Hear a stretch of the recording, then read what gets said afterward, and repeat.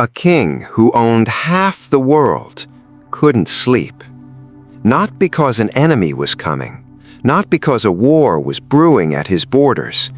He was afraid of something no army could defeat, something no treasure, no wall, no soldier could ever protect him from. Tomorrow.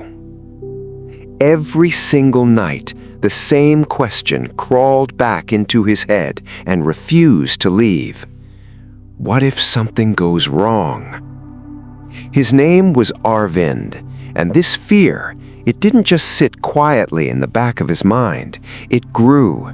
It reached into everything he did. He stopped trusting a single astrologer's word, so he hired 5 more just in case one of them missed something. He told his guards, "Wake me the moment the river rises, even a finger's width, even at midnight, I don't care." His vaults were so overflowing with grain that his own ministers began whispering, "Why does a king this powerful sound this afraid?" He kept maps beside his bed every night, tracing lines toward floods that hadn't happened yet, wars that hadn't been declared yet, disasters that existed only in his own restless mind. He wasn't living, he was bracing. Every single day, just bracing for a tomorrow that hadn't even arrived. Then, one evening, word reached him about an old monk living in the hills, a man people said had never once asked an astrologer about his future, not once. Arvind scoffed when he heard it first. Brat, he told himself, but the thought stayed with him, gnawing, until finally he sent for the man himself. The monk arrived quietly, dusty robes, tired feet, calm eyes. Nothing about him looked like a man with answers, and yet Arvind found himself leaning forward on his own throne, almost desperate. "Tell me," he said, his voice cracking just slightly, "what will happen tomorrow?" The monk looked at him for a long moment, not with pity, not with judgment, just quiet understanding. "I can't tell you that, Your Majesty, but I can tell you what you can do today." A long silence. Then Arvind's face went red, his fists tightening on the arms of his throne. "I didn't call you here for riddles," he snapped. "I asked for certainty." The monk didn't flinch. "Certainty," he said softly, "isn't something even the stars owe you." Arvind laughed, bitter and short, and waved the old man away. Fraud, he told himself, just a clever old man hiding behind fog and silence. He went back to his plans, his maps, his walls. Weeks passed like that, calm on the surface, restless underneath. Then one night, it happened. Not fire, not war, nothing he had spent years preparing for. A river that had stayed calm for 100 years, one that no astrologer had ever warned him about, burst its banks in the middle of the night. By sunrise, his vaults, the ones he had filled year after year out of pure fear, were underwater, gone. And with them, the maps he'd traced so carefully, soaked through, the ink bleeding into nothing.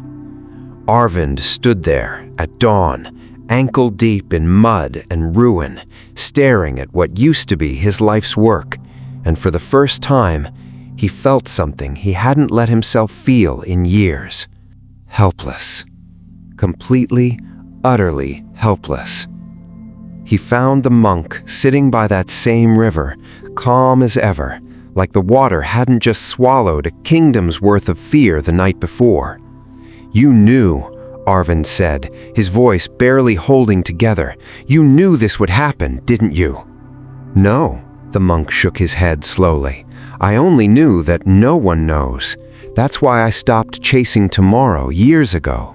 I tend to today. That's all I ever had. That's all any of us ever have." Arvind sank down onto the wet ground beside him, all the fight gone out of him. "Then what was the point?" he whispered.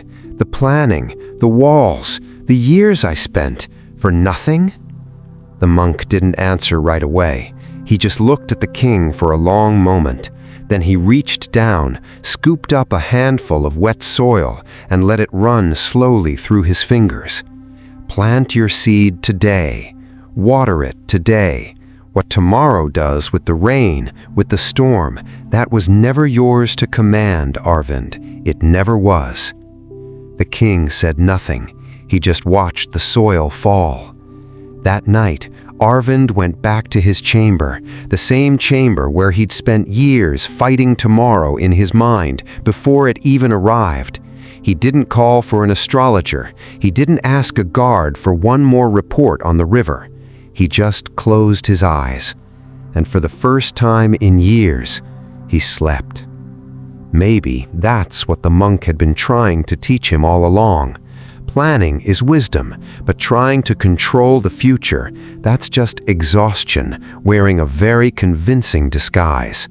You can prepare, you can work hard, you can save everything you have, and tomorrow can still surprise you anyway. That was never a failure on your part. That's just how life breathes. So do your work today, fully, honestly, with your whole heart in it. Prepare where you actually can, and then let the rest go. What's one worry about tomorrow you're finally ready to put down? Tell me in the comments. And if someone you love has been quietly carrying that same weight today, maybe this is the story they need today. If it moved something in you, share it forward and stay close. There's more of these coming. Until then, be patient with yourself. Stay grounded. Tomorrow was never yours to hold. Today still is.